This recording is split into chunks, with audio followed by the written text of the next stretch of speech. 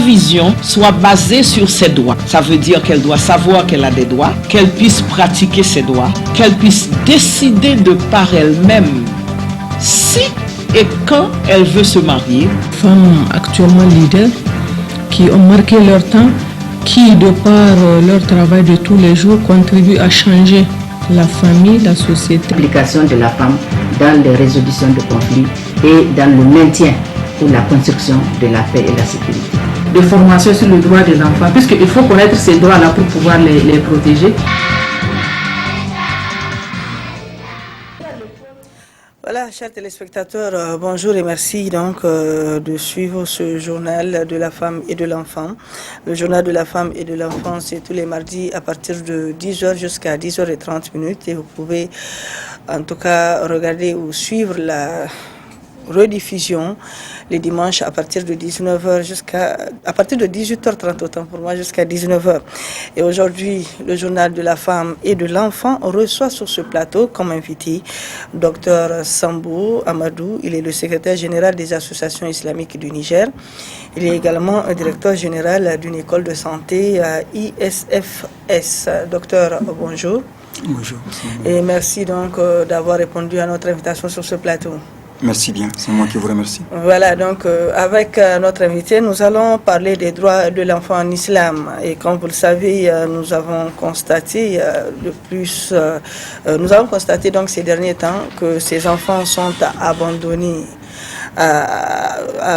sont délaissés à eux-mêmes, ce qui fait que ces enfants s'adonnent à la drogue, s'adonnent à plusieurs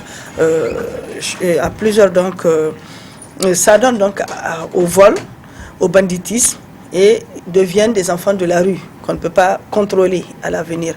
Alors, donc, nous allons essayer avec docteur Sambou de voir les droits de l'enfant en islam.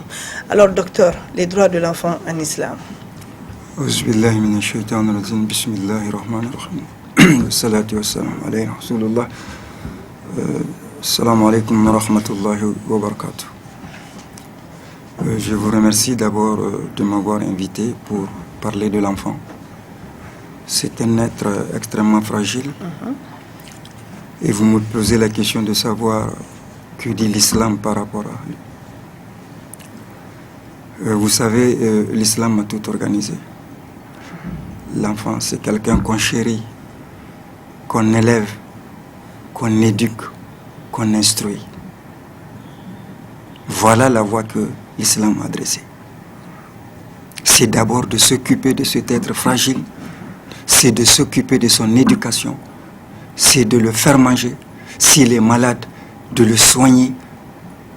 Voilà ce que l'islam dit par rapport à ça. Mais ce n'est pas ce que nous voyons aujourd'hui. Est-ce que c'est de l'islam qu'on fait ou c'est autre chose qu'on fait? Peut-être que nous allons le voir. Mais l'islam a été clair par rapport à l'enfant.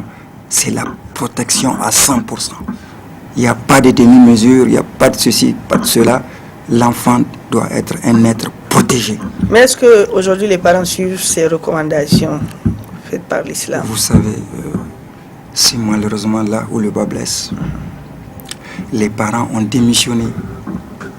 En fait, ils ont démissionné. Pourquoi? Parce qu'ils n'ont pas appliqué ce qu'on vient de dire en amont. On a laissé faire.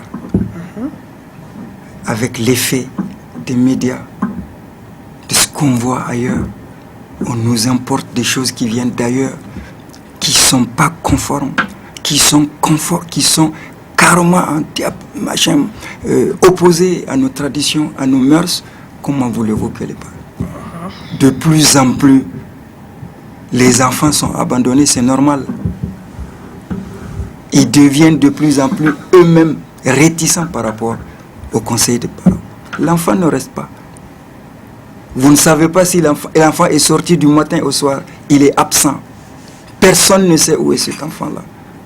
Et en plus, avec toutes les règles que nous avons eues, toutes ces consignes qu'on a reçues de l'extérieur, en nous disant de laisser l'enfant en paix. Mais de quelle paix il s'agit? Aujourd'hui, je n'ai pas le droit de dire à ma fille qui est en 3e pourquoi elle est rentrée à 23h ou pourquoi elle est rentrée à 22h. Je n'ai pas le droit. si je le dis, c'est que je l'agresse. À partir du moment où on dit un père n'a pas le droit d'agresser son enfant, ne serait-ce que par le regard, c'est le revers. Aujourd'hui, les parents n'ont pas ce droit. Aujourd'hui, on dit que l'enfant a le droit de porter plainte contre ses géniteurs. C'est du jamais vu. Moi, je n'ai jamais regardé mon père en face quand il me parle. Jamais. Justement, quelle comparaison faites-vous entre l'éducation des années antérieures et l'éducation d'aujourd'hui? Mais c'est comme le jour et la nuit. C'est comme le jour et la nuit. Et comment se fait-il que nos parents, nos grands-parents ont réussi dans leur éducation? Nos grands-parents ont réussi parce qu'ils avaient un objectif noble. C'était des musulmans sincères qui appliquaient, qui savaient ce que c'est la loi du Coran, comment il faut faire la protection de l'enfant. Maintenant, avec les parents que nous sommes, on nous a imposé des choses. Il y a aujourd'hui le code de l'enfant qui a été tracé. Voilà ce qu'il faut faire, voilà ce qu'il faut faire à l'enfant. Vous n'avez pas le droit. Aujourd'hui, un enfant, votre propre fils, vous ne pouvez pas l'envoyer. Mais à un certain temps, vous avez combattu cela, le code de l'enfant, le code de la famille. Oui, mais nous avons combattu quand de l'autre côté, les gens n'y croient pas. C'est ça le problème aujourd'hui. Le problème, c'est des parents qui se laissent aller. On peut revenir au passé, pour peu qu'on s'y mette et qu'on réfléchisse, qu'on se revoie. Le problème, on vous dit, c'est parce que souvent vous avez trop d'enfants, vous n'arrivez pas à les surveiller, c'est un faux problème. Le problème, il est venu d'ailleurs, on veut nous imposer certaines lois venues d'ailleurs par rapport à notre éducation, par rapport à notre vision de la chose. Nous n'avons pas les mêmes mœurs, nous n'avons pas les mêmes traditions, nous n'avons pas les mêmes... Mais c'est difficile, ce qu'on demande, c'est de revoir. Vous avez posé la question, pourquoi dans le temps ça marchait et que maintenant ça ne marche pas? C'est que dans le temps, ma foi, les gens étaient rigides, les gens étaient sur la bonne voie et l'éducation était. Je vous ai dit que je ne pouvais pas. Moi, je ne peux pas regarder mon père en face quand il parle. Ce n'est pas pour autant. Mon père n'a jamais porté la main sur moi. Jamais. C'est un signe de respect. C'est un signe de respect et ce respect-là a disparu. Maintenant, il faut savoir, il faut choisir. Pourquoi il a disparu? C'est parce que nous allons laisser tomber toutes nos mœurs. C'est parce que l'enfant aujourd'hui, il a la radio. L'enfant, il a la télévision. L'enfant a le portable. Il a tout. Il a le droit de faire ce qu'il veut. Et à partir du moment où on dit que l'enfant a le droit de faire ce qu'il veut, et que c'est que la société est en train de basculer. Alors, après les droits de l'enfant en islam, quel est le devoir de la société envers ses enfants? Le devoir de la société, c'est qu'il faut qu'il y ait... Et des parents également. Il faut qu'il y ait une société soudée. Je vous parle toujours du passé. Dans le passé, quand un enfant commet une faute, on le tape. C'est quelqu'un d'autre qui le tape. Il vient en pleurant à la maison, on lui demande qu'est-ce qui s'est passé parce qu'on le retape. Maintenant, allez-y taper l'enfant de quelqu'un, vous allez voir ce prétexte qu'il a fait. C'est impossible. C'est impossible. La société doit se dire, mais écoutez, il faut se revoir, mais qu'est-ce qui ne va pas? Il faut une véritable rencontre, du donner et du recevoir pour juguler. Mais c'est un petit problème. Il n'y a aucun problème jusqu'ici par rapport à l'éducation. Qu'on nous laisse nos enfants, qu'on nous laisse nous les éduquer, pour peu que nous avons vraiment cette paix qui est chez nous. Il n'y a pas de raison que les enfants ne soient pas éduqués. Ça, c'est la société. On dit très souvent les parents ont démissionné, c'est vrai. Oui, ils ont démissionné. La plupart des parents ont démissionné. Ils ont laissé l'éducation dans les mains des enseignants. Mais ils sont stressés. À partir du moment où on te dit tu n'as pas le droit de porter la main sur ton enfant, à partir du moment où on dit que l'enfant a le droit de porter plainte, mais où est la parenté? Où est le rôle du père? Où est le rôle de la mère? Quand aujourd'hui tu ne peux pas dire à un enfant non, ne fais pas ça, c'est pas bon. On dit que c'est une agression que vous portez contre lui. Quelle agression? C'est ça qu'il faut nous expliquer. Les idées sont venues d'ailleurs. Des gens sont venus d'ailleurs pour venir nous inculquer. Voilà comment éduquer un enfant. C'est chose que nous n'avons jamais eu avant. C'était les parents, c'était le père, c'était la mère, c'était l'oncle, c'était le cousin, c'était les cousines, c'était tout le monde. Tout le monde était là pour regarder cet enfant, pour l'éduquer. C'est ça. Mais aujourd'hui, tout le monde est là pour... Bon, chacun regarde faire. Fataliste. Et extrêmement important. Il faut y revenir, il faut se réunir, il faut revoir l'éducation. Parce que c'est extrêmement important. Aujourd'hui, l'éducation, vous sortez dans la rue, les jeunes, les enfants n'ont aucun respect. Aucun respect, je vous dis. Oui, ça c'est... Pas pour les pères, non, pour les autres. Ouais. Il faut se poser la question, pourquoi? Mais quand on regarde ici, et uniquement ici même à Niamey, nous voyons qu'il y a plus de jeunes qui sont dans les... Avec 2000 francs, 3000 francs pour le petit déjeuner. On ne m'a jamais donné 100 francs. Je mange ce que je dois manger à la maison. Tout au plus, on me donne 25 ou 50. Et c'est comme ça. Mes enfants, actuellement, jamais je n'ai dépassé 150 à 200. Tu prends ton sandwich à 125 et tu prends ton eau à 25 francs. Ça te fait 150. Tous mes gosses, c'est comme ça. Mais il y en a qui viennent avec 2000, 3000. Mais comment voulez-vous que ça change? Ça change, que ça change comment? Et ça, le changement est possible pour peu que nous comprenions. L'autre côté, le deuxième groupe, l'autre aspect, vraiment ce que les Anassara la font, ce n'est pas notre problème. Nous avons une vision qui est là.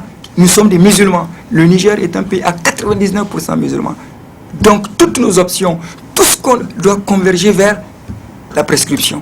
Je ne parle pas de les gens que vous dites islamique, charia, non, moi je ne parle pas de ça. Je dis il y a une prescription qu'on doit suivre. L'enfant doit obéir à son père et à sa mère. Ça, c'est votre idéologie. Mais pourtant, pour l'autre catégorie, ils pensent que ce que vous êtes en train de faire, c'est séquestrer, par exemple, un enfant. Vous ne le laissez pas le temps de s'amuser, le temps peut-être... Est-ce qu'on peut parler de séquestrer? Un enfant, quand vous lui dites de faire très attention, c'est le séquestrer? Est-ce qu'en le laissant aller en boîte de nuit, c'est lui donner une liberté? Que je donne une liberté à ma fille à 15 ans, qu'elle aille en boîte de nuit? Ça, c'est lui donner une liberté? Que je laisse ma fille se balader dans la rue? Quand on voit ce qui se passe dans les rues, les nuits, vous avez passé vers Rivoli, entre la maternité centrale et aller. Passez une nuit, vous allez voir. Faites un reportage, vous allez voir ce qui se passe. C'est des enfants, c'est des filles de 14 ans qui sont là, alignés. Est-ce que ça, c'est une éducation? Est-ce que ça, c'est séquestrer quelqu'un? Que de lui dire attention?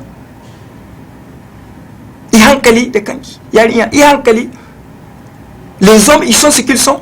Combien nous avons de grossesses aujourd'hui? Combien? Les gens l'ignorent. Combien nous avons d'avortements? Les gens l'ignorent. Combien nous avons de décès maternels? Les gens l'ignorent. Les enfants jetés dans les caniveaux. Les enfants jetés dans les caniveaux. On écoute, on voit, on dit oh, et non. Je dis que on dit Allah, c'est une véritable rencontre. Il faut que les gens se voient. Il faudrait que le droit de l'enfant là a des limites. Donc il faut revenir à un forum sérieux. Il faut revenir à un forum sérieux. Le forum là, il est occidental. Si on veut nous l'imposer, on veut nous imposer l'échec. Et c'est ce qui se passe. Aujourd'hui, les filles de campagne qui viennent. Des campagnes, ils viennent dans les villes. Avec des cellulaires en main. Avec des cellulaires en main. Hein? Elle veut s'habiller en bazin, en machin, tout ça. Mais par comment elle va passer? Comment? Aujourd'hui, c'est toléré. Il y a des maisons où on amène des petites filles de 12-13 ans. Tout le monde le sait. On le sait. Tout le monde le sait. Les gens qui... Aujourd'hui, on va même dans les mosquées. Allez-y voir la grande mosquée Kadhafi. Les gens vont là-bas avec des femmes. Dans la maison de Dieu. Dans la maison de Dieu. C'est pour vous dire que, sincèrement, le problème est... énorme. Il est énorme. Et il faut arrêter cela. Est-ce que même... Et on peut l'arrêter. Oui, même les médias ne contribuent pas à la dépravation. Mais bien sûr. Mais bien sûr. Aujourd'hui, ce qui a amené, c'est la télévision. Ça, il faut le dire. Hein, c'est là. Quand vous laissez la télé... Il y a des enfants qui sont devant la télé. Du début à la fin. 24 heures sur 24. 24 heures. Je vous affirme, souvent j'arrive, je suis très ému en ouvrant les images, le temps de voir les informations, tout ça, en passant de chaîne en chaîne, vous voyez des scènes, mais c'est impensable, avec les enfants qui sont à côté. Et il y en a des pères qui laissent la télé à ces enfants en train de voir tout ce que vous êtes en train de mettre partout. Comme quoi, séries ceci, séries cela, hein, des séries qui sont là, qui sont interminables. On a vu même des mères de famille pleurer par rapport à une série. Avec ta fille de 14 ans à côté de toi. Mais s'il vous plaît, pour vous dire, c'est que vraiment les médias ont apporté beaucoup de choses positives. Ça, il faut le reconnaître. Donc, quelle sera positive, mais encore oui, des choses négatives oui, que nous avons par rapport aux médias. Par rapport à ces choses négatives, comment est-ce qu'aujourd'hui ces médias doivent faire? Mais ces choses négatives-là, en Europe, c'est réglementé. Les enfants n'ont pas le droit de regarder certains films. Oui. On écrit 18 Ici, c'était connu. Depuis le temps de Kounché jusqu'un peu avant lui, après il est venu, il y avait des commissions de contrôle. Mais où sont ces commissions? Mais je me rappelle, hein, au temps de Kounché, la télévision, c'était 3 fois par semaine. 3 fois par semaine. En ce moment, on peut dire que c'était 3. Bon, on avait, les mercredis, on laissait les dessins animés pour les enfants. C'est ça. Parce qu'il était regardant. Il était regardant par rapport à la chose. Mais maintenant, dès que vous faites, on dit c'est la démocratie. Est-ce que ça, c'est la démocratie? Vouloir faire ce que tu veux, en dépit de tous les risques que tu cours. Et c'est ça qu'on est en train de vivre aujourd'hui. Quand vous faites quelque chose, on vous dit attention, aujourd'hui c'est la démocratie. On dit à un père, quand il parle, ah vous savez, vraiment les enfants, aujourd'hui c'est la démocratie, on ne peut... Ton fils, démocratie. Mais s'il vous plaît. Mais docteur, vous êtes également éducateur. Aujourd'hui, vous disposez d'une école de santé, si je peux le dire. Parce que ce que nous voyons, c'est que ces élèves qui n'arrivent pas à bien travailler dans des écoles publiques, les parents les mettent immédiatement dans des écoles privées. Et d'école privée en école privée, l'enfant se retrouve à faire 5 écoles, 6 écoles, avant même d'avoir son diplôme. Alors, ça également, c'est un problème, parce que de notre temps, nous, on n'a pas connu des écoles privées. Même si on a connu une école privée, la première école privée qu'on a connue ici, si on t'envoie dans une école privée, mais tu pleures. Parce que pour toi, c'est une honte. On envoie les élèves qui ne connaissent rien là-bas. Mais aujourd'hui, c'est le contraire que nous voyons.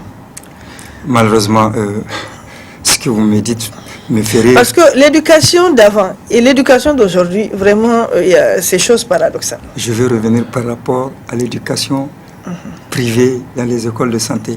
L'école de santé est une chose spéciale.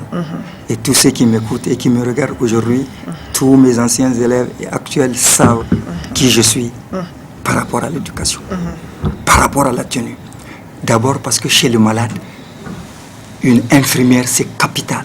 Ce n'est pas n'importe quelle tenue que vous allez porter devant un malade. Ouais. Ça, je suis d'accord. Ça, ils le savent. Une infirmière n'a pas le droit de se maquiller, porter de l'or, encore moins les bagues et tout ceci. Ça, c'est réglé avec mes élèves, je dis. Tous ceux qui m'ont connu, partout où j'ai passé, j'ai été strict par rapport à ça. Ils m'écoutent, ils le savent. Je n'ai pas toutes les écoles privées, mais en tout cas, là où j'ai passé, la promotion que j'ai eue jusqu'à la fin, ils le savent et ils continuent à appliquer cela. Donc, moi, je pense que par rapport à ce système-là, c'est quelque chose d'extraordinaire. Tout le monde doit se retrouver ensemble. Tout le monde doit se retrouver ensemble pour dire ça ne va pas. Vous ne voyez pas qu'il n'y a pas une erreur au niveau donc, de l'éducation, parce qu'on a enlevé la chicotte à l'école, mais pourtant avant ça réussissait très bien. Nous l'avons dit, nous les oulémas, dès au départ, on a dit depuis qu'on a enlevé la chicotte, l'école est tombée. Aujourd'hui, le maître et l'élève se retrouvent sur la même table en train de prendre un verre. Alors que moi, dans le temps, je ne peux pas rencontrer mon maître en ville. Quand je le vois venir, je change de rue. Quand on me dit que le maître, on va lui dire que tu as fait ça, c'est autre chose. Aujourd'hui, mais ça fait rire les autres. Quand la fille prend la main de son enseignant, de son prof, quand l'enseignant prend de l'argent avec l'élève, et aujourd'hui, avec l'enseignement catastrophique, un enfant est incapable de te faire une phrase. Il est en phrase d'un enseignant qui est incapable lui-même de te faire proposer une phrase. Mais c'est la catastrophe. Quand aujourd'hui tout le monde est en train de parler ceci, cela, tu as vu tel film, tu as vu, mais où est l'éducation? On ne l'avait pas dans le temps. Encore au CM2, un enfant ne sait rien du tout. D'une femme, jusqu'en 6e, il ne connaît rien. Aujourd'hui, au CE2, ils savent. regarde. Qu'est-ce qui fait ça? Il a vu, il entend parler. Tous ces enfants qui s'insultent dans la rue. Mais est-ce que vous avez l'habitude d'entendre les enfants s'insulter, Niayakine, Babank, dans la rue? Mais je vous dis que c'est catastrophique. Et il faut l'arrêter à partir de cette émission. Il faut que les gens, que tous ceux qui sont impliqués prennent leurs responsabilités parce qu'ils seront interrogés par Allah. Allah va nous interroger. Il a dit, nous sommes tous des bergers. La bergerie, là, Dieu va nous demander comment vous avez guidé. Du planton au chef suprême. Donc, il faut que les gens se réveillent. Et j'attire l'attention des mères. Nous avons beaucoup de problèmes par rapport aux mères. Elles contribuent à détériorer vraiment le milieu. Parce que la mère, c'est d'abord un être qui veut chérir son enfant. Le père, il est souvent non, il ouvre les yeux, on a peur. Mais aujourd'hui, dans le temps, quand tu fais quelque chose, un enfant, attention, si ton père vient, on va lui dire, il se tait. Aujourd'hui, allez-y dire que si ton père vient, on va lui dire, vous allez voir ce qui se passe. Ni le père, ni la mère n'a d'ascendance sur ça. On regarde faire, on gère, c'est ce que l'extérieur nous dit, on est en train de faire. Tu dis cela, il paraît que nous avons reçu à l'intérieur, encore en Yémen, ça va, à l'école. Oui, c'est catastrophique. Ça fait pas très longtemps, j'ai causé avec un maître, un enseignant qui dit que dans leur école, il y a des gangs qui viennent enlever des filles. Mais c'est normal. Ils ont une liste, ils présentent la liste, ils appellent tour à tour le nom de ces filles. Et les filles vont les suivre. Personne n'a le droit de parler. Ça se fait ici à Niamey. J'ai vu une enseignante qui m'a dit, en classe de CM1, elle passait à un élève qui dit à un autre, il dit à un autre, regarde, c'est-à-dire de regarder le derrière de l'enseignante. Mais ça, je me dis qu'au niveau de ces écoles et autres, là, il y a une démission totale de l'État. C'est normal. Une démission totale. Qu'il ne faudrait pas. Je crois que c'est à l'État de voir, c'est aux inspecteurs, c'est aux directeurs. Un directeur d'école, vous avez la responsabilité de savoir ce qui se passe dans votre école. Un inspecteur, vous devez inspecter pour savoir ce qui se passe. Ça, c'est tout à fait normal. Et si ça ne se fait pas, bon ben, nous allons attendre et prier. Donc, dans ce cas, docteur, que faut-il retenir? Moi, je dis, ce qu'il faut retenir, il faut faire un forum national. Forum national. Sur l'éducation. En impliquant tout le monde, notamment les parents. Et que le forum, là, qu'on le fasse entre nous. Ce n'est pas des gens qui vont venir ailleurs pour nous dire, voilà ce que vous allez faire. On dit que le linge sale se lave en famille. On n'a pas besoin des gens qui viennent d'ailleurs. Ils n'ont qu'à régler les problèmes qu'ils ont là-bas.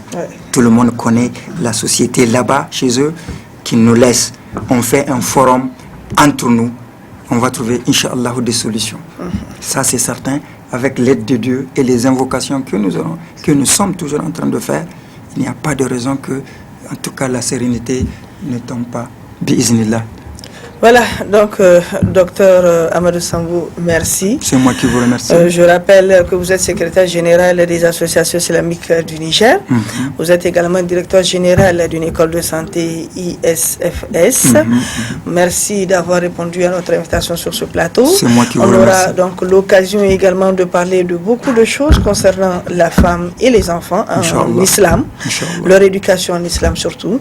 Et comme vous l'avez si bien noté, il faut faire un forum pour mettre toutes les couches, impliquer toutes les couches dans le même bain pour pouvoir y remédier à ce problème, à ce fléau qui gangrène donc notre société. Et c'est vrai, si on veut parler aujourd'hui de l'éducation de l'enfant, on n'aura même pas le temps, parce que oui, vraiment, on aura beaucoup de temps donc à consacrer à ce sujet, c'est un sujet qui est large. Mais c'est pour ça que je dis que nous aurons l'occasion de revenir. Aujourd'hui, nous avons parlé surtout de l'éducation de l'enfant en milieu islamique. Nous aurons l'occasion de revenir sur beaucoup de thèmes. concernant l'enfant. Inch'Allah. Voilà, chers téléspectateurs, c'est également ici que se referme ce journal de la femme et de l'enfant. Merci de l'avoir suivi. Et sachez que la rediffusion, c'est les dimanches à partir donc de 18h30 jusqu'à 19h. Au revoir et à très sur ses droits. Ça veut dire qu'elle doit savoir qu'elle a des droits, qu'elle puisse pratiquer ses droits, qu'elle puisse décider de par elle-même si et quand elle veut se marier. Femmes actuellement leaders qui ont marqué leur temps, qui de par leur travail de tous les jours contribuent à changer la famille, la société. L'implication de la femme dans les résolutions de conflits et dans le maintien pour la construction de la paix et la sécurité. Des formations sur le droit de l'enfant, puisqu'il faut connaître ces droits-là pour pouvoir les protéger.